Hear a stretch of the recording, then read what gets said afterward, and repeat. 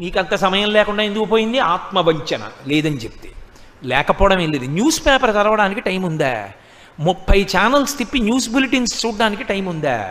2.5 గంటల సినిమా చప్పున 2 రోజుల కోటి చూడడానికి టైం ఉందా? అక్కర్లేని విషయాలన్నీ మాట్లాడడానికి గంటల గంటల టైం ఉందా? 15 నిమిషాలు పరమేశ్వరుడి దగ్గర మనసు పెట్టడానికి టైం లేదా? ఎవరికి నువ్వు ఈ సాకు చెప్పి నిన్ను నువ్వు పాడు చేసుకుంటావు? అది శంకర భగవత్పాదుల ఆర్తి. కోటేశ్వరరావు అంటున్నాడు అనుకోకండి, శంకరుల ఆర్తి. కాబట్టి ఆయన అంటారు, యవ్వనం చాలా త్వరగా వెళ్ళిపోతుంది. నీటి బొట్టు ఎప్పుడు జారిపోతుందో తెలియదు. తామరాకు మించి ఇలా పడుతుంది, గాలేస్తే చటుక్కుని జారిపోతుంది. రెండవది ధనం. భజగోవిందం చేస్తూ శంకరులు అంటారు ఒక చోట, మాకురు ధన జన యవ్వన గర్వం హరతి నిమేషకాల సర్వం మాయామయమిదమఖిలం హిత్వా బ్రహ్మపదం త్వం ప్రవిశ విదిత్వా అంటారు. ధనము కూడా అంతే. తల్లి గర్భము నుండి ధనము తేడెవ్వడు వెళ్ళిపోయడినాడు వెంటరాదు, లక్షాధికారైన లవణమన్నమె కాని మెరుగు బంగారంబు మింగబోడు, విత్తమర్జన చేసి విర్రవీగుటె కాని కూడపెట్టిన సొమ్ము కుడువలీడు, పొందుగా మరుగైన భూమి లోపల పెట్టి దాన ధర్మము లేక దాచి దాచి తుదకు దొంగల కిత్తురో దొరలకవును, తేనె జుంటీ గలియవా తెరువరులకు భూషణ వికాస శ్రీధర్మ పురనివాస దుష్ట సంహార నరసింహ దురిత దూర అంటారు. ధనార్జన చెయ్యవద్దు అని శంకరులు కూడా చెప్పలేదు. ఆయన చెప్పింది ఒకటే చెప్పారు. ఎప్పుడు చెప్పినా మూఢా జహీహి ధనాగమ తృష్ణ. ధనాన్నే ధనాన్నే ధనాన్నే సంపాదిద్దామనేటటువంటి పిచ్చి కోరికకి వశము కావద్దు. అది తృష్ణ, దానికి అంతము లేదు. ఎంత డబ్బు ఉండాలి అని అడిగారు. వేదాంతం అంది కాలి చెప్పంతా అంది. చాలా డబ్బు ఉంది జేబులో. ఓ అంగుళం పెద్ద చెప్పు కొనుక్కుంటావా? ఓ 5 రూపాయలు తక్కువ వచ్చాయి, ఓ అంగుళం తక్కువ చెప్పు కొనుక్కుంటావా? నీది 9వ నెంబర్ అయితే 8వ నెంబర్ కొనుక్కుంటావా? ఇంటికి వెళ్ళి 10 రూపాయలు తెచ్చుకొని 9వ నెంబరే కొనుక్కుంటావు. కాలి చెప్పు పాదము యొక్క పరిమాణమునకు ఎలా సరిపోతుందో అలా ధనము కూడా నీకు కావలసినంత ఉంటే చాలు. అసలు మీకు లోకంలో చిత్రం ఏంటంటే 84 లక్షల జీవరాశులలో తరువాతి తరాలకి కూడబెట్టడం అనేటటువంటి లక్షణం ఉన్న ఏకైక ప్రాణి మనుష్యుడొక్కడే. మిగిలిన ఏ ప్రాణులైనా సరే వాటంతటవి సంపాదించుకునేంత వరకు ఆహారం పెడతాయి, అంతే, అంతవరకే. తప్పించి ఇక ఆ తర్వాత ఏవీ పెట్టవు. దూడ దానికి గడ్డి తినడం వచ్చేవరకే పాలిస్తుంది, ఆవు తర్వాత తంతుంది, వస్తే తిరిగిపోతుంది, వెళ్ళి గడ్డి తిన్ను అంటుంది, గడ్డి తినాలి దూడ. పక్షి పిల్లకి ఎగరడం వచ్చేవరకే తను తెచ్చి పెడుతుంది. పిల్లకి ఎగరడం వచ్చింది ఇక పట్టించుకోదు, అది తింటుంది అంతే. అంతేగాని పాపం పిల్ల రేపు పొద్దున్న దాని పిల్లలు పుడతారు కదండి అందుకని కొన్ని వడ్ల గింజలు డిపాజిట్ వేస్తాను అలా ఏం అందవు. దాచుకునే లక్షణం ఉన్నది ఒక్కటే, అది కూడా ఋతువు కొరకు దాచుకునే చిన్ని ప్రాణి చీమ. వర్షం వస్తే పాపం అది కొట్టుకుపోతుంది కాబట్టి ఏదో కన్నాలో పట్టుకెళ్ళి గింజలు దాచుకుంటుంది. తప్పించి ఇక ఏ ప్రాణికి ప్రత్యేకించి అసలు డబ్బనేటటువంటిది దాచుకోవడం తెలియదు. అసలు నిజంగా చెప్పాలంటే లోకంలో అజ్ఞానం ఎప్పుడు మొదలైంది అంటే ప్రింటింగ్ ప్రెస్ వచ్చినప్పుడు. లోకంలో దరిద్రం ఎప్పుడు వచ్చింది అంటే డబ్బు వచ్చినప్పుడు. ఎవడి అవసరానికి వాడు తినడము అన్న రోజుల్లో దరిద్రం అన్నది ఎక్కడుందండి? తినడానికి ఉన్నవాళ్ళందరూ ఒకే తృప్తితో ఉన్నవాళ్ళు. దాచుకోవడం అన్నది వచ్చిందనుకోండి, పేపర్ కరెన్సీ వచ్చింది. ఎంత దాచుకుంటే అన్న ప్రశ్న వచ్చి దరిద్రం ప్రారంభమైంది. వాడికన్నా వీడు, వీడికన్నా వాడని. కడుపుకి తినడం వస్తే 2 బస్తాలు ధాన్యం ఉంటే చాలు, అయిపోయింది. ఈ 6 నెలలు మళ్ళీ పంట వచ్చినప్పుడు చూసుకోవచ్చు. డబ్బు వచ్చింది, దరిద్రాలు వచ్చాయి. ప్రింటింగ్ ప్రెస్ వచ్చింది, ఎవడికి చిత్తం వచ్చిన పుస్తకం వాడు రాసి ప్రింట్ వేయించేసి లోకం మీద వదిలేశాడు. వాడి భావాలన్నీ లోకానికి అంటుకున్నాయి. తెలిసి తెలియని వాడు ఆ పుస్తకం చదివాడు, అవే నిజాలనుకున్నాడు. కాబట్టి అజ్ఞానం ఎప్పుడు వచ్చింది? ప్రింటింగ్ ప్రెస్తో. దరిద్రం ఎప్పుడు వచ్చింది? పేపర్ కరెన్సీతో. నిజంగా వస్తువులు మార్చుకుని ఎవడి మానాన వాడు బతికినప్పుడు ఇంత దరిద్రం అన్న మాట లేదు లోకంలో. అందరూ తృప్తిగా హాయిగా ఏదో 2 బస్తాలు ధాన్యం ఉంటే చాలు, సుఖంగా బతికేశారు. పెరట్లో 2 పాదులు ఉంటే చాలు, కాస్త తోటకూర, అంత చింతపండు, 2 మిరపకాయలు ఉంటే సుఖంగా చారు కాచుకుని తినేసి పడుకుని హాయిగా నిద్రపోయేవారు. అంతకన్నా ఉండడానికి ఏముంటుందనేవారు. ఎవరింట్లో ఉన్నా ధాన్యం ఉండేది, ఏమి ఎత్తుకెళ్ళిపోతాడు. డబ్బు వచ్చాక అక్కర్లేని భయాలన్నీ వచ్చేసాయి. కాదు. సరే, ఇప్పుడు నాకు దాని గురించి ఎందుకు కానండి. శంకరులు అంటున్నారు ధనం వద్దని శంకరాచార్యులు వారు చెప్పరు. శంకరాచార్యులు వారే కాదు, ఎవరూ చెప్పరు ధనం వద్దని. ధనము వేదం అంగీకరించింది. ఒంట్లో ఓపిక ఉండగా పగటి కాలమునందు ధనమును ఆర్జన చెయ్యవలెను. లేకపోతే ఇల్లు ఎలా నడుస్తుందండి? యజమాని తీసుకురాకపోతే భార్యాబిడ్డలు ఏమైపోతారు? తీసుకురావాలి యజమాని. అసలు నిక్కచ్చిగా మాట్లాడితే మాతా నిందతి నాభినందతి పిత భ్రాతాన సంభాషతే భృత్యకుప్యతి నానుగచ్చతి సుత కాంతాపి నాలింగతే అర్ధప్రార్థన శంకయా నకురుతే సల్లాపమాత్రం సుహృత్ తస్మాత్ నైతికమర్ధమార్జన శృణు సఖే విత్తేన సర్వే వశాః అని చెప్పారు. నువ్వు డబ్బు సంపాదించకపోతే, ఒక వయసు వచ్చిన తర్వాత కొడుకు 4 రూపాయలు సంపాదించకపోతే మాతా నిందతి, ఆశీర్వదించడం తప్ప తిట్టడం తెలియని అమ్మ తిడుతుంది. తండ్రి నాభినందతి, శబాష్ సంతోషం రా కొడకా అని భుజం మీద చెయ్యేడు.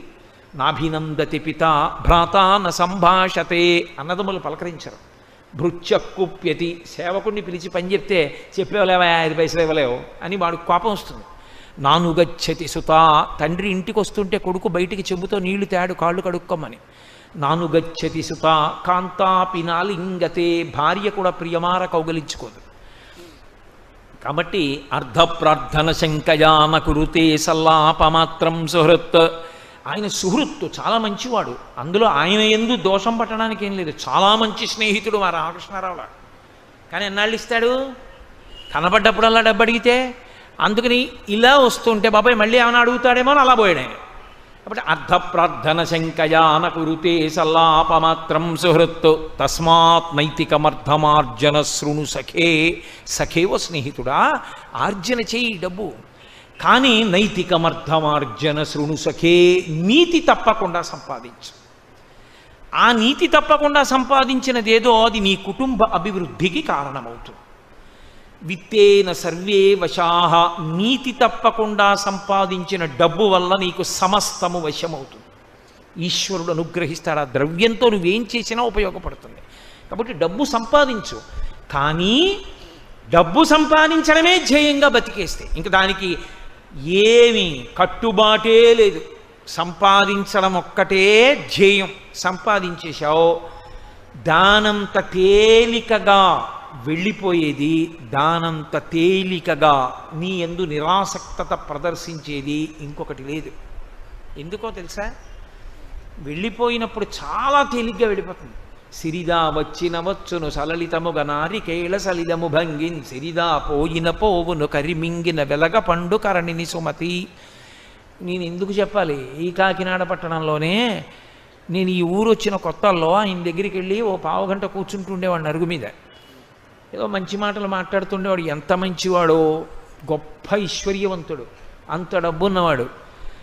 ఏ నాటి చేసుకున్న ప్రారంధ కర్మో నమ్మి ఒక ఆయనకి షూరిటీ పెట్టాడు. ఆయన ఇటు వెళ్ళిపోయాడో తెలియదు. సర్వం నాశనమై ఆయన వెళ్ళిపోయాడు. ఈయనకున్నదంతా తీసేసుకున్నారు. ఆ వార్త విన్నాడు. అంతా జప్తు చేశారు. హాస్పిటల్లో జాయిన్ అయ్యాడు. హార్ట్ అటాక్ వచ్చి చచ్చిపోయాడు. పిల్లలు వీధిన పడిపోయారు. ఉండడానికి ఇల్లు కూడా లేక ఏ ఇంటి ముందు ఆర్తులొచ్చి నిలబడితే అన్నం పెట్టబడిందో ఆ ఇంట పిల్లలు క్రీనీడల యందు తిరిగారు.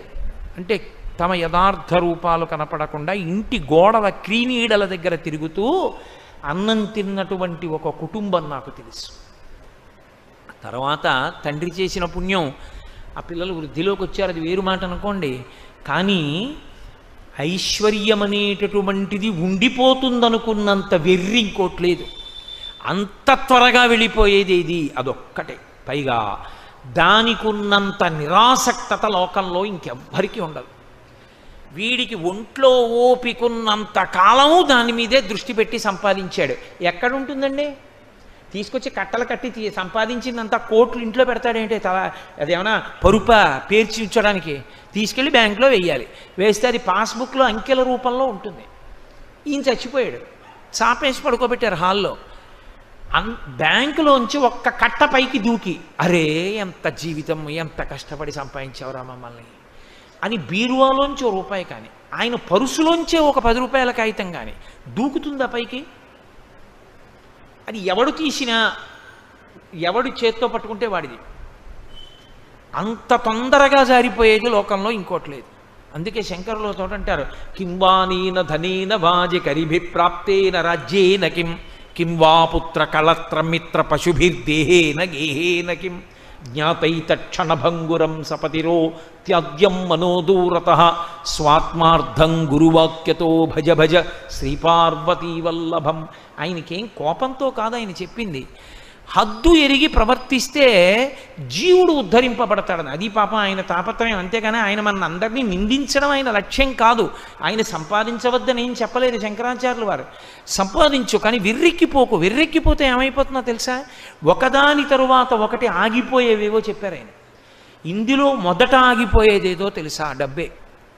అస్సలు వాడు వెళ్ళిపోయాడన్న విషయం దానికి ఉండదు. ఎందుకంటే మీరు బ్యాంకులో 10 రూపాయలు పట్టుకెళ్ళి ఇచ్చి మీ అకౌంట్లో వేసుకున్నారనుకోండి, మీరు మళ్ళీ అకౌంట్లో డ్రా చేసినప్పుడు ఆ 10 రూపాయల కాగితం మిమ్మల్ని పేచీ పెట్టకూడదు.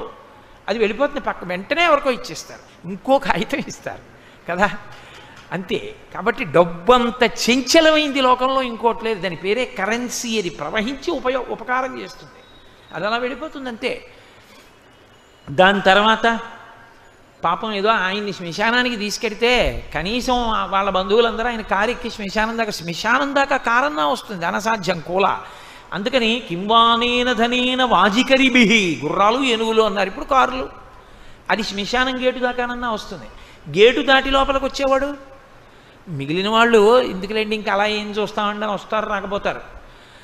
వచ్చినా ఏం చేస్తారు, కొడుకొక్కడు మాత్రం 11 రోజులు రోజు వెళ్తాడు. ఏదో మొదటి రోజు వెళ్తారు, రోజు వెళ్తారేంటి, వాడికి తప్పదు కొడుక్కి.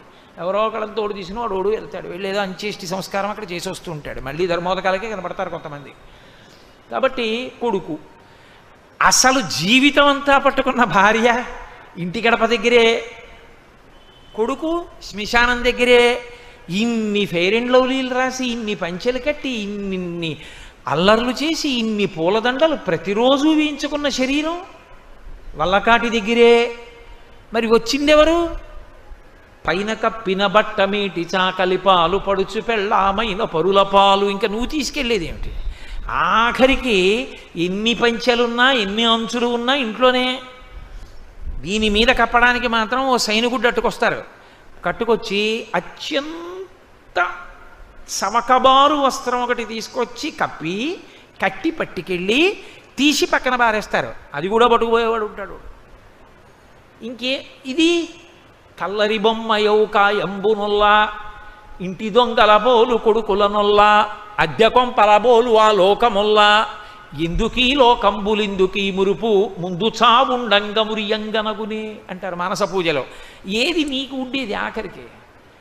అప్పుడు ఇది కాలిపోయిన తర్వాత జీవుడు ఏడుస్తూ నిలబడితే పరమశివుడు ఒక్కడే ఉంటాడు. ఎవడు లేక ఏడిచేవాళ్ళు ఉన్నారని ఆయన ఒక్కడే రుద్రభూమిలో కూర్చున్నాడు ఓదార్చడానికి. నేను ఉన్నాను లేరా అంటాడు. అప్పుడు అని రే నువ్వు ఉన్నప్పుడు ఎప్పుడైనా శరీరం ఇచ్చినప్పుడు నన్ను ఒక్కసారి గుళ్ళోకి వచ్చి అభిషేకం చేస్తే ఎంత బాగుపడిపోదురా, ఎంత అల్లరిపడిపోయావు. చెంబుడు నీళ్లు పోయలేరు కదరా నా మీద, పోసి ఉంటే ఎంత అదృష్టవంతుడు అయిపోదురా. పోన్లే, నెక్స్ట్ టైం బెటర్ లక్, పంపించేస్తాడు. మళ్ళీ మనుష్య జన్మ వస్తుందని నమ్మకం ఉంటుంది ఏమిటి. కనుక శంకర భగవత్పాదుల ఆర్తిని మీరు గమనించండి. ఆయన నిందించడం ఆయన ఉద్దేశ్యం కాదు. కాబట్టి ధనము సంపాదించు వద్దని నేను చెప్పట్లేదు, సంపాదించి నీ జీవుని అభ్యున్నత కొరకు కొంత ఖర్చు పెట్టుకో. అక్షయతృతి వచ్చింది, కూజ కూడా కొనకుండా మానేకు. ఆ కూజ అందులో నీళ్లు నిన్ను రేపొద్దున రక్షిస్తాయి. కాబట్టి ఓ కూజ దానం చేసుకో, ఓ పంచల్సాపు దానం చేయి. ఒంట్లో ఓపిక ఉంది కాబట్టి కాస్త గంధం తీ. పరమేశ్వరుడికో ఎవరో పెద్దలకో కాస్త గంధం అలదు నీ చేత్తో. ఓ పుష్పహారం కొని వాళ్ళ మెళ్ళో వేయి. ఒక్క గొడుగు కొని వాళ్ళకి గొడుగు పట్టు. ఉత్తర జన్మల్లో నీకు ఎప్పుడు నీడ దొరుకుతుంది. నువ్వు ఎప్పుడు తప్తమైపోవలసిన స్థితి నీకు రాదు. హాయిగా చల్లగా కూర్చోగలుగుతావు. ఒక్కసారి గొడుగు పడితే అక్షయమై పట్టుకుంటుంది నిన్ను. ఒక్క చెప్పులు జతి కాళ్ళు మాడిపోతూ పరుగులెత్తవలసిన అవసరం నీకుండదు. హాయిగా ఎండలో నిలబడినా కాళ్ళు కాలకుండా నిలబడేటట్టుగా రక్షింపబడతావు. కాబట్టి పరమేశ్వరుడు నీకున్న దానిలో చేసి తరించు తప్ప దాచేస్తే ఏమొచ్చింది. అలాగని దాచద్దు పిల్లలకి ఇవ్వద్దని శాస్త్రం చెప్పలేదు. కొంతైనా నీ జీవుడి కొరకు కూడా ఖర్చు పెట్టుకో. అందరితో పాటు ఇంకోండి కూడా లెక్కలో వేసుకో. నా జీవుడు కూడా వాడు ఉన్నాడు, వాణ్ణి ఉద్ధరించాలిగా. పిల్లలకు అన్నం పెట్టాను, పిల్లల్ని చదివించాను, పిల్లలు పెద్దవాళ్ళు అయ్యారు, పెళ్ళిళ్ళు చేశాను, వాళ్ళను ఉద్ధరించినట్టే ఇంకోడు కూడా ఉన్నాడు, వాడు ఇంట్లో ఉండడు, ఇక్కడే ఉంటాడు. వాడికి ఏదో చెయ్యాలిగా మరి, వాడికి ఉద్ధరణ కొరకు. వీళ్ళు పెద్దవాళ్ళు అయిపోతారు, ఒక్కసారి ఇందులోంచి వీడు బయటకు వస్తే వాళ్ళకి దీనికి సంబంధాలు తెగిపోయాయి. మరి వీడి కోసం వీడు మళ్ళీ ఇంకో శరీరంలోకి వెళ్ళినప్పుడు పట్టుకెళ్ళడానికి కొంత పుణ్యం నేను సర్దాలి కదా, అది వాడి కొరకు కూడా కొంచెం చెయ్యి. ఎక్కడో అక్కడ తెచ్చి వాళ్ళకి పెడుతున్నావా? ఉన్న దాంట్లోనే నిన్ను కోట్లే ఖర్చు పెట్టని చెప్పలేదు శాస్త్రం, పావలా కాసు ఖర్చు పెట్టావు. ఖర్చు పెట్టలేవా? బెంగ పెట్టుకోకు. అలా వెళ్ళిపోతున్న వాడికి కాసిన మంచినీళ్ళు అవి కూడా ఇవ్వలేవా? బెంగ పెట్టుకోకు. పెద్దలకి కాళ్ళు పట్టు, అది కూడా చేయవా? పెద్ద ఆయనకి కుర్చీ ఇచ్చి నువ్వు కింద కూర్చో, అది కూడా చేయవా? పోనీ ప్రసాదం కళ్ళకత్తుకుని నోట్లో వేసుకో. ప్రసాదం కళ్ళకత్తుకుని నోట్లో వేసుకోవడానికి కూడా నీకు అభ్యంతరాలు ఉంటే నిన్ను రక్షించేవాడు ఇంకా లోకంలో ఉండడం. కాబట్టి ప్రసాదం కళ్ళకత్తుకుని నోట్లో వేసుకో. ఒంట్లో ఓపిక ఉందా? ఓ పల్లకి పట్టుకో, ఏదో ఒకటి చెయ్యి. నీకున్నది ఏదో ఒకటి ఈశ్వరార్పణము చెయ్యి. అది చెయ్యలేదు, అందరూ బాగుంటారు, దాచినవన్నీ తీసుకుంటారు, నీ జీవుడు దరిద్రుడవుతాడు. అప్పుడేం చేస్తావు? అప్పుడేం చేయడానికి ఉండదు ఓసారి జారిపోయాక. కాబట్టి చేసుకో, ధనమును ఉపయోగించు, లేకపోతే ఆ ధనము నీతో వచ్చేది కాదు, చించలము ఆగిపోతుంది. జన్మజన్మాంతరములు నీ వెంట వచ్చేది కాదు. ఇంకా కొడుకు సత్పురుషుడైతే నిన్ను ఉద్ధరించగలడు. కొడుకు గొప్ప సత్పురుషుడు అనుకోండి, మహానుభావుడు కొడుకు అనుకోండి, కొడుకో మనవడో మునిమనవడో 3 తరాలు కదా ఉంచుతారు తద్దినం పెట్టడానికి. ఒక మహానుభావుడు నీ వంశంలో పుట్టాడు, పరమభాగవతోత్తముడు. అటువంటి వాడు పుట్టి పరమేశ్వరుణ్ణి విశేషమైన భక్తితో బతికున్నన్నాళ్ళు ఆరాధన చేశాడు, ఆయన నమ్ముకుని బతికాడు. అలాంటి వాడు నీ వంశంలో 3 తరాల్లో పుట్టాడు కాబట్టి నిన్ను విడుదల చేస్తాడు. ఆ కొడుక్కి నువ్వు ఇదే నేర్పితే, అందుకే ధర్మం చేసేటప్పుడు కొడుకుని పక్కన పెట్టుకోమంటారు. నువ్వు వాడికి నేర్పింది లేదు, అసలు నువ్వు వాడికి ఉపనయనమే చేయలేదు. లోకంలో నువ్వు తినేయడానికి ఖర్చు పెట్టేయడానికి డబ్బు బాగుంది, కొడుక్కి ఉపనయనం ఇప్పుడు ఎందుకండి? వాడికి పెళ్లికి ముందు ఉపనయనం, వాడికి పెళ్లికి ముందు ఉపనయనం, ఉత్తరాయణం లేకపోతే దక్షిణాయనంలో ఉపనయనం. ఇలా ఉపనయనం చేసుకుని మర్నాడు వాడికి పెళ్ళి. ఇంకా వాడు ఎప్పుడు చేస్తాడు సంధ్యావందనం గాయత్రి? నువ్వే పాడు చేసేసింది.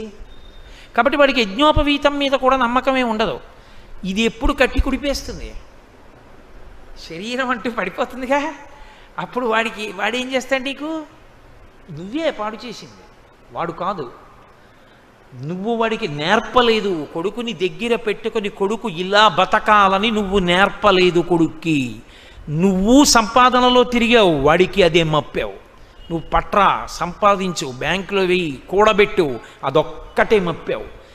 దానికి వాడు అలవాటు పడిపోయాడు. వాడు రేపేం చేస్తాడు? వాడికి చేయడానికి పాపం వాడికి ఏం తెలుసు?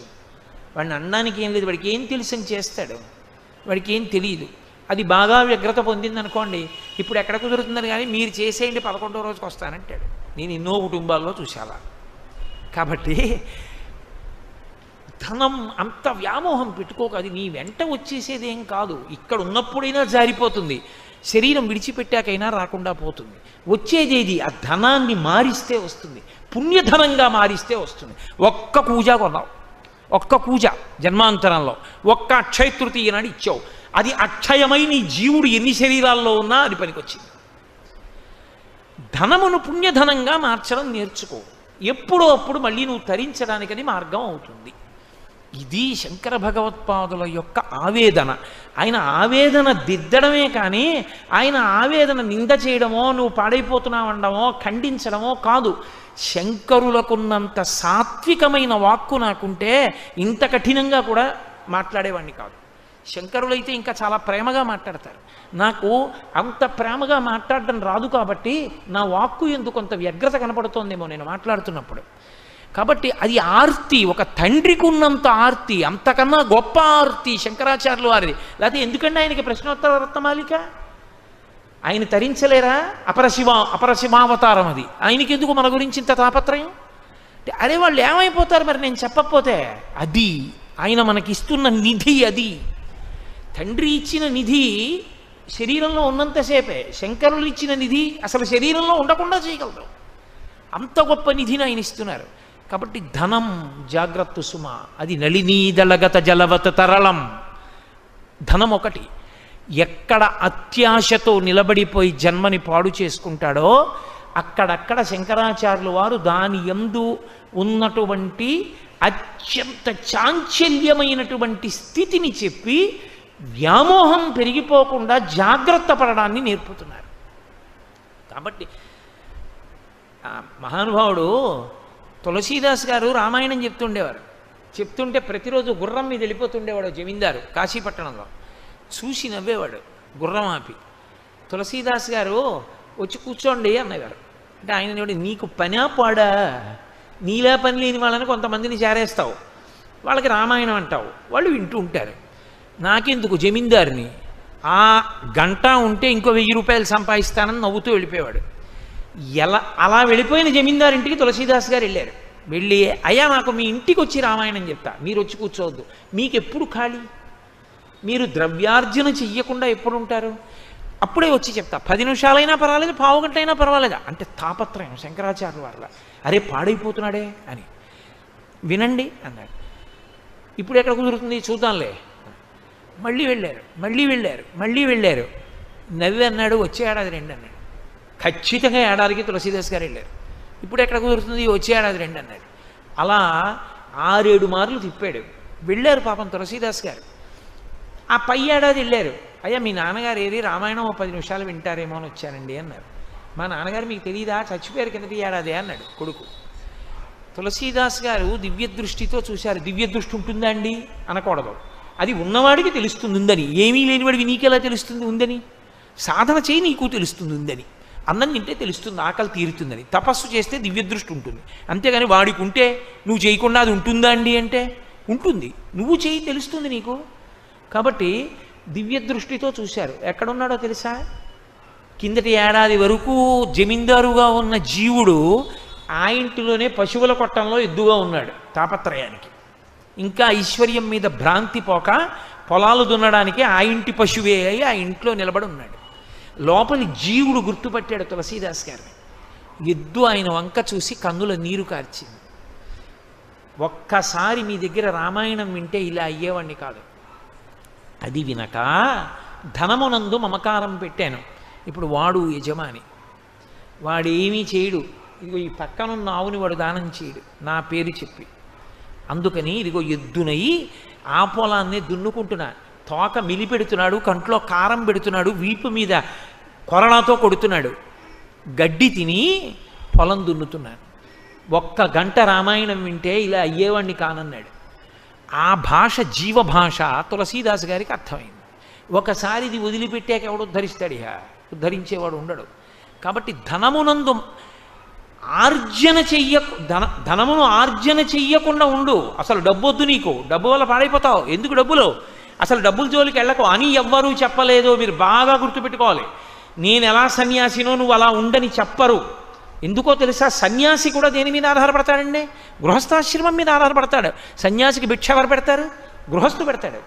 బ్రహ్మచారికి భిక్ష ఎవరు పెడతారు? గృహస్థు పెడతాడు. వానప్రస్థుకి భిక్ష ఎవరు పెడతారు? గృహస్థు పెడతాడు. అసలు సన్యాసి కూడా శరీరంతో బతికున్నాడంటే గృహస్థు వల్లే. గృహస్థు కన్నా గొప్ప ఆశ్రమం ఏదీ లేదు ఆ కోణంలో చూస్తే. నీ చెప్పడం ఏంటి, వేదాంతం చెప్పింది. కానీ నువ్వు సంపాదించకుండా ఎలా పెడతావు? కాబట్టి సంపాదించమనే చెప్పింది గృహస్థుని. సంపాదించని గృహస్థు బ్రహ్మచారికి ఎలా పెడతాడు, సన్యాసికి ఎలా పెడతాడు, వానప్రస్థుకి ఎలా పెడతాడు, తను ఎలా తింటాడు? సంపాదించవయా. తస్మాత్ నైతికమర్థమార్జన శృణు సఖే. నీతి మార్గం తప్పకుండా సంపాదించు. కానీ నీ జీవుడి గురించి కూడా చూసుకో. దాని ఎందే మమకారమును పెట్టుకుంటే జారిపోతుంది సుమా. కాబట్టి యవ్వనం ధనం చ ఆయుహు. ఆయుహు శంకర భగవత్పాదులు 3వదిగా చెప్పినది ఆయువుని చెప్పారు. ఆయువు అంటే కాలము కాదు. మీరు బాగా గుర్తుపెట్టుకోవాలి.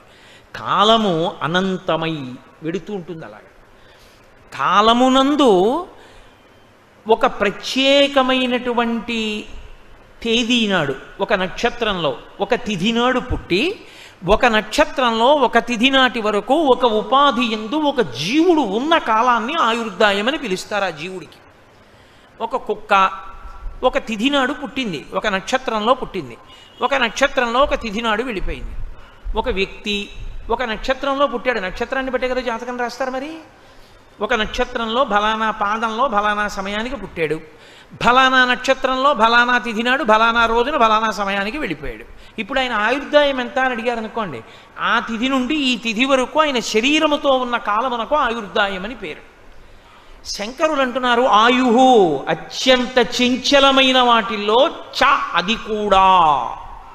ఎందుకో తెలుసా? అసలు లోకంలో తాను ఎంతకాలం ఉంటాడన్నదే తనకి తెలియదు. జీవుడు శరీరమునందు ఎంతకాలం ఉంటాడో ఎవ్వరికీ తెలియదు.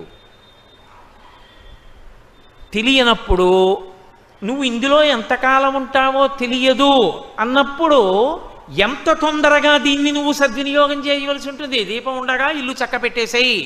కాబట్టి దీనితో తొందరగా నువ్వు చేయవలసిన మంచి పనులన్నీ చేసేస్తూ ఉండాలి. ఎందుకంటే ఇది ఎప్పుడు జారిపోతుందో తెలియదు కనుక. ఇది ఒక్కసారి ఇందులోంచి జీవుడు పైకి వచ్చేసాడు అనుకోండి, పోయిందంతే, ఆయుర్దాయం అయిపోయింది. ఎందుకని అంటే శంకరులు భజగోవిందంలో అంటారు, యావత్ పవనో నివసతి దేహే తావత్ పృచ్చతి కుశలంగేహే గతవతి వాయో దేహాపాయే భార్యాభిభ్యతి తస్మిన్ కాయే.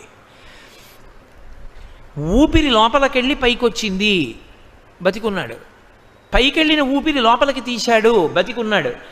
ఊపిరి తీసి విడిచిపెడుతున్నాడు, బాగున్నారా అండి అని అడుగుతారు అందరూ. మంగళం శివం శోభనం భద్రం శ్రేయం అందరూ ప్రశ్న వేస్తారు. కులాసాగా ఉన్నారా అంటారు. ఊపిరి తీశాడు, విడిచిపెట్టలేదు. విడిచిపెట్టాడు, తీయలేదు. ఇప్పుడు కాయం. ఇక దాన్ని కులాసాగా ఉన్నారా అని ఎవ్వరు అడగరు, అంతిమ దర్శనమే చేస్తారు. ఆయన వెళ్ళిపోయాడంట. మరి శరీరం అక్కడే ఉందిగా, అది శరీరం కాయం. మరి ఇంతకన్నా నువ్వు ఎప్పుడూ ఆయన్ని చూడలేదు కదా, ఇది చూసేగా అడిగేవాడు బాగున్నావా అని. అబ్బా అలా నాతో మీరు వాదన చేయకండి. కానీ ఆయన మాత్రం కాదు, ఆయన వెళ్ళిపోయారు. మరి అది ఆయన కాయం, ఆయన శరీరం. భార్య ఏం చూసింది? అదే చూసింది. రోజు రాత్రి నిర్భయంగా గది తలుపులన్నీ తాళాలు వేసేసి ఒక్క గదిలో ఒక్క మంచం మీద ప్రియమార కౌగిలించుకుని నిద్రపోయింది. ఏమా బయట చాలా వానగా ఉంది, మబ్బులు వేసేసాయి, రేపు తీసుకెళ్ళి చేస్తాం అంత్యేష్టి సంస్కారం, ఇవాళ రాత్రి కూడా అలా పడుకోండి ఇద్దరు అంటే ఆవిడ అంటుందట, బిభ్యతి భయపడిపోయి, నీ మొహం ఏట్సా, అది శరీరం తస్మిన్ కాయే, అది శరీరం రా అంటుంది. శంకరులు అంటున్నారు, ఓరి పిచ్చాడా, నీ గౌరవం అంతా ఎక్కడుందో తెలుసా? ఆ ఊపిరి వెళ్ళి రావడం మీద ఉంది. ఎవరు అతించేది? పెళ్ళమా, పిల్లలా, సాటి ఉద్యోగుల, సమాజమా? ఎవ్వరూ కాదు. 1,000,000 మంది వైద్యులు కూడి వచ్చినా కానీ మరణమయ్యడి వ్యాధి మాన్పలేరు. పరమేశ్వరుడు ఊపిరాగిపోవాలని శాసనం చేస్తే 1,000,000 మంది వైద్యులు వచ్చి అక్కడ నిలబడినా ఇంకొక ఊపిరి వారు తీయించలేరు. అంటే నేను నింద చేశాను వైద్యులని మీరు అనుకోకూడదు. వైద్యో నారాయణో హరిహి, ఈశ్వర స్వరూపం, నేను కాదనంటలేదు. కానీ వైద్యుడు కూడా ఈశ్వరుడి సహకారంతో చెయ్యగలడు తప్ప ఆయు ప్రమాణాన్ని పెంచేయలేడు. కాబట్టి ఎప్పుడు జారిపోతుందంటే ఎవరికి తెలుసు? ఎప్పుడు ఏ ప్రాణి ఎక్కడ శరీరం విడిచిపెట్టేస్తుందో తెలియదు. కాబట్టి ఆయువు ఉండగా నీవు చేయవలసినటువంటి సత్కర్మ తొందరగా చెయ్యి. ఎప్పుడో చేస్తానని మంచి పనులకు తేదీల నిర్ణయం చేసుకుని ఉండిపోకు. ఓ మంచి పని, చాలా మంచి పని అని నీకు తెలుసు, దాన్ని సాధ్యమైనంత తొందరగా చెయ్యి. ఎందుకో తెలుసా? ఇందులో ఉండగా నువ్వు చేయగలవు. ఇది దాటితే ఇక నీకు సత్కర్మాచరణము లేదు. మనుష్య జన్మలో ఉంటేనే చేయగలవు. కాబట్టి సత్కర్మ చేసేసేయి.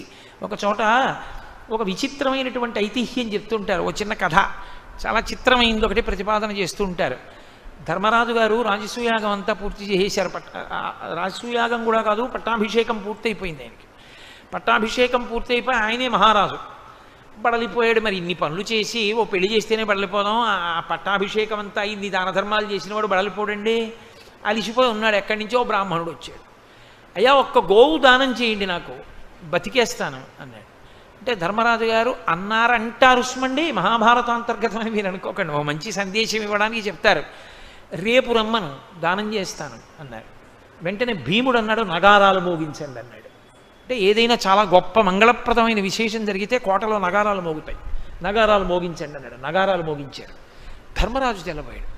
ఇదేమిటి, నేను కదా రాజుని, నాకు తెలియకుండా కోటలో ఏ శుభం జరిగింది, ఎందుకు మోగించారు నగారాలు అని సేవకుల్ని పిలిచారు. గాడి దేనికి మోగే నగారాలు అన్నాడు. మాకు తెలియదు, భీమసేన మహారాజు గారు మోగించమన్నారు, మోగించాం. ఏది భీమసేనుడిని పిలవండి అన్నాడు. ఎరా తమ్ముడా ఎందుకు మోగించావు నగారాలు? అన్నయ్య ఇంతకన్నా శుభమే ఉంటుంది లోకంలో, ఇవాళ నువ్వు అంత గొప్ప విషయాన్ని సాధించావు. ఏం సాధించానురా? రేపు దానం చేస్తానన్నావు కదా గోవుని, అంటే రేపటి వరకు బతికుంటానని నమ్మకమే కదూ. రేపటి వరకు బతికుంటానని చెప్పావంటే నువ్వు కాలాన్ని విజయం సాధించావు, కాలము మీద అదుపు సంపాదించావు. నువ్వు ఎంతకాలం ఉంటావో నీకు తెలుసు అనమాట. లేకపోతే రేపు చేస్తానని ఎందుకంటావు? మంచి పని. అందుకని ఇంతకన్నా గొప్పది ఎక్కడ ఉంటుంది, అందుకని నగారాలు మోగించమన్నానన్నాడు. ధర్మరాజు గారు వెంటనే ఆలోచించి ఆ బ్రాహ్మణుణ్ణి తీసుకురండి, గోదానం చేసేస్తానన్నాడు. పుణ్యకర్మాచరణమునకు శరీరమును వెంటనే వాడు. అలా వాడకపోతే తరువాత వచ్చేటటువంటి సమస్యలకి విరుగుడు ఉండదు. ఇక నువ్వు ఎన్ని వేళ్ళు విరుచుకోవడానికి ఏమి ఉండదు. ఈ చేతిని పట్టుకుంటే కదా వేళ్ళు విరుచుకోవడం. కాబట్టి ఆయువు ఉంటుందని నమ్మకము లేదు. అందుకే ఉన్న ఆయుర్దాయాన్ని ఎంత సద్వినియోగం చేసుకుందామని తాపత్రయపడ్డారు. భాగవతం అంతా ఎక్కడి నుంచి వచ్చిందండి? 12 స్కంధాల భాగవతం రావడానికి కారణం 7 రోజుల్లో నువ్వు చచ్చిపోతావన్నారు పరీక్షిత్తుని. ఆయన ఏడవలేదు. అయ్యి బాబాయ్ చచ్చిపోతాను, ఈ రాజ్యం ఏమైపోతుందని ఆయన ఏం అనలేదు. అన్నీ విడిచిపెట్టి గంగ ఒడ్డున కూర్చున్నాడు. ప్రాయోపవేశం చేసి అమ్మా అని పిలిచిన నరు పొమ్మా అని ముక్తి కడకు ముత్తువట లెమ్మా నీ రూపముతో రమ్మా నాకెదురంగ గంగ రమ్యతరంగా అని పిలిచాడు. పిలిచి దర్భాసనం వేసి కూర్చుని మహానుభావుడు ఒక మాట చెప్పాడు. ఉరగాధీశ విషానలంబునకు మీ నొప్పింతు ఈశ్వర సంకల్పము నేడు మానదు భవిష్యజ్జన్మ జన్మంబులన్ హరి చింతారతియున్ హరి ప్రణుతి హరి భాషాకరణ నాసక్తియున్ హరి పాదాంబుజ సేవయున్ కలుగు మీరర్ధిన్ ప్రసాదింపరే అన్నాడు. నాకు 7 రోజులే అభివృద్ధాయం అని నేను ఏడవట్లేదు, ఎప్పుడో అప్పుడు విడిచిపెట్టాలి ఈ శరీరాన్ని. నాకు కావలసింది ఈ 7 రోజులు నేను ఏది చెయ్యడం వల్ల, ఏది వినడం వల్ల, ఏది చదవడం వల్ల నేను మళ్ళీ మళ్ళీ జన్మలను స్వీకరించినా దాని యందు పరమేశ్వర సేవ చెయ్యగలిగినటువంటి ఉత్తమ బుద్ధిని పొందుతానో అటువంటి మంచి విషయాన్ని నాకు మీరు బోధ చెయ్యండి అన్నాడు. అందుకొచ్చింది భాగవతం అంతా. 7 రోజులు సుఖబ్రహ్మ కూర్చుని భాగవతం చెప్పారు పరీక్షిత్తుకి. ఆర్తి కలిగి అడిగాడు. కాబట్టి ఒక్క మంచి ప్రశ్న, ఉన్న ఆయుర్దాయమును చక్కబెట్టుకొనుట, ధర్మము కొరకు ఈశ్వరుని కొరకు నిలబడగలుగుట, అది నిన్ను ఉద్ధరణ వైపుకి తిప్పుతుంది. కాబట్టి ఏదో ఒక్కటి పట్టుకోవడం ప్రయత్నం చెయ్యి, లేకపోతే ఆయువు జారిపోతుంది. ఇప్పుడు ఎందుకంటే అవన్నీ రిటైర్ అయిపోయిన తర్వాత అంటావా? దంతంబుల్ పడనప్పుడే తనువు ఎందారూఢియున్నప్పుడే కాంతాసంఘము రోయనప్పుడే జరాక్రాంతంబు కానప్పుడే వింతల్ మేన చెరించునప్పుడే కురుల్ వెల్వెల్ల కానప్పుడే చింతింపన్వల మీ పదంబుజములన్ శ్రీకాళహస్తీశ్వర. ఇవాళ పొద్దున్న మంచి అధికార పదవిలో ఉండి వెలిగిపోతూ ఏదో అక్కడికి వెళ్ళి కార్యక్రమాన్ని చక్క పెడదామని బయలుదేరి వెళ్ళిపోతున్నటువంటి వ్యక్తి కొన్ని రోజుల పాటు శరీరం ఎక్కడో ప్రేతమై పడిపోతే తెలియనటువంటి స్థితిలో పడిపోయినటువంటి సంఘటనలు తెల్లవారి లేస్తే మనం చదువుతున్నాం. ఆయుర్దాయం తనది అయిపోతోందని, తాను ఇంక ఉండనని, తాను వెళ్ళిపోతున్నానని ఆయనకి తెలుసా? తెలిస్తే ఎక్కడికో పెడతాడా? ఏ పుణ్యకర్మాచరణమో చేసుకోడా? ఆయుర్దాయమంత చించలం ఇంకొకటి లేదు. నిత్యమా జీవితము నీటిపై బుగ్గ. నీటి మీద బుడగ ఎంతసేపు ఉంటుంది ఎవరికి తెలుసు? అబ్బా ఎంత రంగో అనేటప్పటికీ చిటుక్కున పేలిపోతుంది. శరీరము ఆయుర్దాయము కూడా అంతే. ఎప్పుడు అంతమవుతుంది తెలుసున్నది పరమేశ్వరుడికి ఒక్కడికే. ఇక్కడ గంట మోగుతూనే ఉంటుంది ఎప్పుడు, lub dub lub dub lub dub అని. పరమేశ్వరుడు దర్శనమిస్తున్నాడు. గుర్తేమిటి? గుడి తీసిందని గుర్తేమి? గంట మోగుతూ ఉంటుంది, గంటలు మోగుతున్నాయి, ఈశ్వర దర్శనం అవుతోంది. ఇక్కడ పరమేశ్వరుడు కూర్చునున్నాడు. నీవారస్సూకవత్తన్వీ పీతాభాస్వత్యనూపమా ఇక్కడ ఉన్నాడు. ఆయన పని ఏమిటి అంటూ ఉంటాడు. లబ్ అనొచ్చా డబ్బని? లబ్ అనొచ్చా? డబ్ ఎప్పుడో ఆయన లెక్క పెడతాడు. చిత్రంగా కూర్చుని గుప్తంగా లెక్క పెడతాడు శ్వాసలు. ఇంకా నేను ఇక్కడ ఉండక్కర్లేదనుకుంటాడు. అయిపోయింది. వెంటనే ఉత్తరీయం తీసి మీదేసుకుని బయటికి వెళ్ళిపోతాడు. లబ్ తర్వాత డబ్బు అనలేదు, గంట అయిపోయింది అంతే. శివం శవం అయిపోయింది. కాబట్టి ఆయుర్దాయము అంత చటుక్కున పూర్తవుతుంది, అంత చమత్కారంగా వెళ్ళిపోతారు. కాబట్టి ఎట్నుంచి వెళ్ళాడు ఎవ్వరికీ తెలియదు. ఇంట్లో ఉన్న వాళ్ళు ఎట్నుంచి వెళ్ళాడో తెలుసు, ఆఫీస్కి వెళ్తే ఎట్నుంచి వెళ్తాడో ఏ ద్వారంలోంచి బయటికి వెళ్తాడో తెలుసు. దాని తమాషా కాలిపోను ఇందులోంచి వెళ్ళినప్పుడు ఎట్నుంచి వెళ్ళాడో చుట్టూ ఉన్న వాళ్ళకు కూడా తెలియదు, అంత చమత్కారంగా వెళ్ళిపోతాడు. కాబట్టి చాలామంది వెళ్ళిపోయారు, నేను ఒక్కడిని వెళ్ళన్నాను అనుకోకు సుమా. వేదాంతాన్ని వేదాంతంగా సత్యంగా స్వీకరించు. నేను ఒక మాట చెప్తే చాలా కఠినంగా మీకు అనిపిస్తుంది, కానీ నేను ఒక్క యథార్థం మీతో మనవి చేస్తాను, ఆలోచించేయండి. నేనేమి ఇప్పుడు అది వెంటనే మీరు అంగీకరించాలని కానీ మిమ్మల్ని ఒత్తిడి చేయడం కానీ నా ఉద్దేశ్యం కాదు. ఖచ్చితంగా నేను చెప్పే మాట కఠినంగానే ఉంటుంది, కానీ దానంత కరదీపిక మనిషి జీవితాన్ని చక్కబరుచుకోవడానికి ఇంకొకటి లేదు. నువ్వు దీన్ని విడిచిపెడతావా అంటే పెంకితనంగా నీ చచ్చిపోనండి అన్నవాడికి నేనేం చెప్పలేను.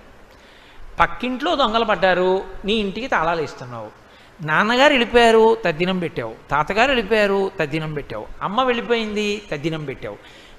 నీ తరంలో నీకన్నా ముందు పుట్టిన పెద్దనాన్నగారి పెద్దబ్బాయి వెళ్ళిపోయాడు, నీ లెక్క కూడా ప్రారంభమైంది, వరుస క్రమంలో పడ్డావు, పేర్లు పిలుస్తున్నారు, ఇంకా ఎప్పుడో అప్పుడు విడిచిపెడతాను అని ముందు అసలు నమ్మడం మొదలుపెట్టావు అనుకో, ఇది వదిలిపెట్టేస్తానండోయ్ అన్నావు అనుకో, నాన్నగారు అన్నదమ్ములు అందరూ వెళ్ళిపోయారు, పెద్దనాన్నగారు వెళ్ళిపోయారు, నాన్నగారు వెళ్ళిపోయారు, బాబాయ్ గారు వెళ్ళిపోయారు, పిన్నులు వెళ్ళిపోయారు, పెద్దమ్మలు వెళ్ళిపోయారు, అమ్మ వైపు పెద్దమ్మలు వెళ్ళిపోయారు, పినతలు వెళ్ళిపోయారు, బాబాయిలు వెళ్ళిపోయారు, అందరు వెళ్ళిపోయారు. నెక్స్ట్ ఎవరు? ఈ పేపర్ అంతా తీసి పక్కన పెట్టేశారు, తర్వాత ఆర్జితం వాళ్ళని పిలుస్తారు. నా తరమేగా, నా తరంలో నేను ఇంకా 20 ఏళ్ళు సర్వీస్ ఉందన్నవాడిని 6 ఏళ్ళు సర్వీస్ ఉందికి వచ్చేసాను. అంటే వృద్ధుడిని అయిపోతున్నానా? శరీరం మారిపోతుందా? జర్జరీభూతం అయిపోతుందా? మా పెద్ద నాయన గారి పెద్ద అబ్బాయి వెళ్ళిపోయాడు, నా అన్నయ్య, ఇద్దరం కలిసి మేడ మీద కూర్చొని మాట్లాడుకునేవాళ్ళం జాజిపందిరి కింద. వెళ్ళిపోయాడు వాడు, వెళ్ళిపోయేప్పుడే ఏడాది అయిపోయింది, వాడు వెళ్ళిపోయాడు. అంటే మా తరంలో వెళ్ళిపోవడం ప్రారంభం అయిపోయింది. నా పేరు కూడా పిలుస్తారు ఇప్పుడు, అప్పుడు నేను వెళ్ళవలసిందే. నేను రానని మొరాయించడానికి ఏమి ఉండదు. ఆయనంత నిర్దాక్షిణ్యంగా తీసుకెళ్ళేవాడు ఎవరు ఉండడు. 5 minutes ప్లీజ్ అంటే ఆయన ఏం ఆగడం, 1 సెకండ్ ఆగడ, తీసుకెళ్తాడు. అలా తీసుకెళ్ళిపోతాడు, నేను వెళ్ళిపోతాను, ఇందులోంచి జారిపోతానని నమ్మావనుకో, అదొక్కటి నమ్మితే చాలంతే. రోజు పెద్ద దాని గురించి ఉపన్యాసాలు ఇంట్లో మాట్లాడుతుండాలి ఏం అక్కర్లేదు. జస్ట్ ఎ బిలీఫ్, ఇందులోంచి వెడతాను, నేను నిర్గమిస్తాను అని నమ్మితే పాపము చెయ్యలేవు. ఎందుకో తెలుసా? అరే ఇది విడిచిపెట్టి వెళ్ళాక ఖాతా అడుగుతాడు రా ఒకడో, ఒరే నువ్వేం చేసావురా దాంతో నాకు తెలియదు అనుకున్నావా అంటే లేనిపోని గొడవ వస్తుందిరా. వద్దు, మనకి ఎందుకు వచ్చిన గొడవ? ప్రారంభం అయిపోయిందా? వెళ్ళిపోయాడు పెద్దనాన్నగారు అబ్బాయి, ఎప్పుడు పిలుస్తాడో, ఎందుకు వచ్చిన గొడవ? పోనీ 20 ఏళ్ల తర్వాత పిలవని, 25 ఏళ్ల తర్వాత పిలవని, 10 ఏళ్లలో పిలవని, కానీ పిలుస్తాడు కదూ, పేరు పిలిచి తీరుతారు. పేరు పిలిచారు, అయిపోయిందంతే. తర్వాత ఈ పేరేనండి అన్నాడు అనుకో, అంతే పట్టుకెళ్ళిపోతాడు. ఇంకా కన్సులేషను, ఎక్స్టెన్షను ఇవేం ఉండవు. కాబట్టి వద్దు మనకంటాడు. అసలు దీన్ని వాడి పిచ్చాడు, చచ్చిపోయాడు, కానీ నేను ఎక్కడ పోతానండి అన్నాడు అనుకో, ఇంకా వాడిని ఎవడు ఉద్ధరించలేడు. మీరు ఆలోచించండి, వాడు వెర్రాడండి, వాడికి ఏం తెలియదు, వాడు చచ్చిపోయాడు, నేను ఎందుకు చచ్చిపోతాను అన్నాడు అనుకోండి, ఏమైనా చేస్తాడు. ఎందుకంటే అసలు వాడికి ఇంక ఎవరికి లెక్క చెప్పాలి, వాడు ఇందులోనేగా ఉంటాడు. పిచ్చి అనుకుని పోయి ఎక్కడికో పోతాడు. అలా ఒప్పుకుంటే ఉత్తర క్షణంలో నడవడి మీద ఒక అదుపు వచ్చేస్తుంది. మీ మనసు మీద మీరు తిరగబడిపోతారు.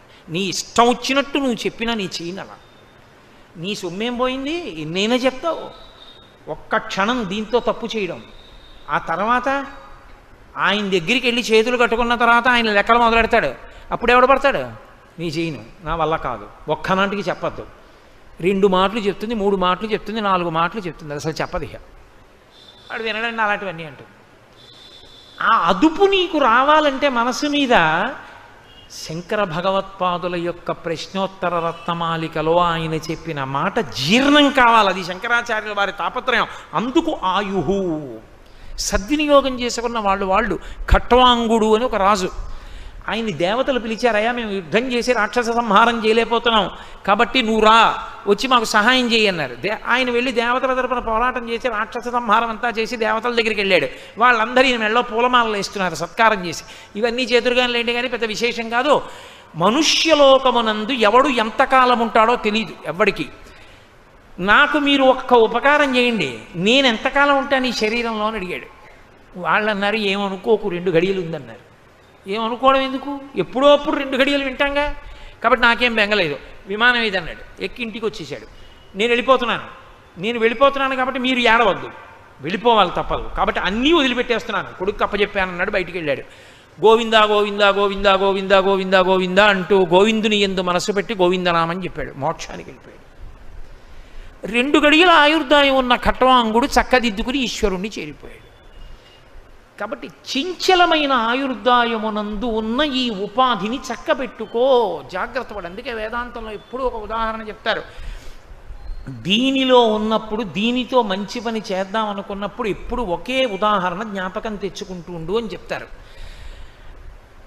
ఏదో ఏటికి యువతల వైపు అంతా ఇళ్ళు దుకాణాలు అన్నీ ఉన్నాయి, ఆడుకోవడానికి బాగుందని ఏరు దాటి అవతల వైపుకి వెళ్ళి ఇసుక పర్రలో ఆడుకుంటున్నాడు. ఏదో గీత గీసుకుని కబడ్డీ ఆడుకుంటున్నారు. ఆడుకుంటుంటే ఆ పైనుంచి వచ్చాడు ఒక ఆయన, పెద్ద కేకలేశాడు. సమయం లేదు, మహా అయితే 20 నిమిషాలు. పైనుంచి వరద వచ్చేస్తోంది, పైన వానలు పడ్డాయి, ఆ పైన ఉన్నటువంటి ఆనకట్ట తలుపులు తెరిచేశారు, వరద వచ్చేస్తోంది, ఈ పడవ నిలబడదిక, దీంతో మీరు దాటలేరు, వరద వచ్చేస్తే తొందరగా ఎక్కేసి దాటేయండి అన్నాడు. ఆడుకుందామని వచ్చినటువంటి వాళ్ళు ప్యాంట్లు చొక్కాలు విప్పి అక్కడ పెట్టి దట్టీలు కట్టుకుని ఆడుకుంటున్నారు. ఇప్పుడు ప్యాంటు మీద తాపత్రయమా, చొక్కా మీద తాపత్రయమా, పరుసు మీద తాపత్రయమా, కర్ర మీద తాపత్రయమా, దేని మీద తాపత్రయం? దట్టీతో ఉన్నవాడు దట్టీతో పడవెక్కి ముందు దాటేస్తాడు, పైకి చూస్తూ వచ్చేస్తోందేమో వరదని. గబగబా దాటి అవతలకి దూకేసి అమ్మయ్య, ఒరే పరుసు పోతే పోయింది కానీ ఇదిగో వచ్చేసింది చూసా, అమ్మయ్య ఊళ్ళోకి వచ్చేసాం, యువతల గట్టి ఎక్కేసాం. ఇప్పుడు గట్టెక్కి వరదను చూస్తాడు నిర్భయంగా. పైగా అంటాడు, మహానుభావుడు చెప్పాడు రా, ఆ ఒక్క మాట చెప్పుండకపోతే కొట్టుకుపోతుండ్రా, ఇందులో ఏం అదృష్టం రా, పోతే పోయిందిలే, బట్టలు పోతే పోయాయి, పరుసు పోతే పోయింది, మళ్ళీ సంపాదించుకోవచ్చు, యువతలకు వచ్చేసాం. అదిగో వరద రాకముందు దాటడానికి ఇచ్చిన తెప్ప.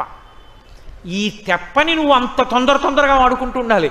ఏమో ఎప్పుడు వస్తుందో ఎవరికి తెలుసు వరద, చెప్పిన వాడు ఉన్నాడు, చెప్పడానికి శంకరాచార్యులు వారు ఉన్నారు. వస్తుంది వరద, జాగ్రత్త, తెప్ప వాడేసుకో తొందరగా వాడేసుకో. అవసరం ఉన్నా లేకపోయినా ఎక్స్పైరీ డేట్ ఉంటే గబగబా తీసేసి ఆ క్రీమ్ ఒళ్ళంతా రాసేస్తామే, ఆ పాటి ఈ శరీరానికి లేకపోతే అన్యాయం కదండి వాడుకోవడానికి. కాబట్టి అది శంకరాచార్య స్వామి వారి యొక్క తాపత్రయం. కాబట్టి ఏదో ఇంకా రేపు ఎల్లుండి భోగాలు లెక్కలు ఇవి పెట్టుకుని తాపత్రయ పడకరా.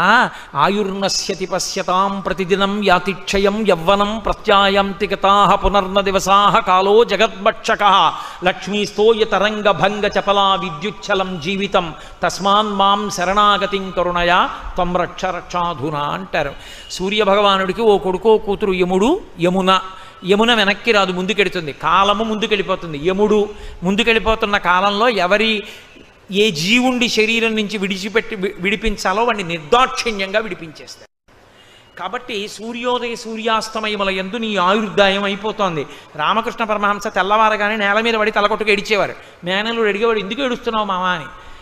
ఊరే ఇంకొక్క రోజు అయిపోయింది రా, కాళీమాత దర్శనం అవ్వలేదు నాకు అనేవారు.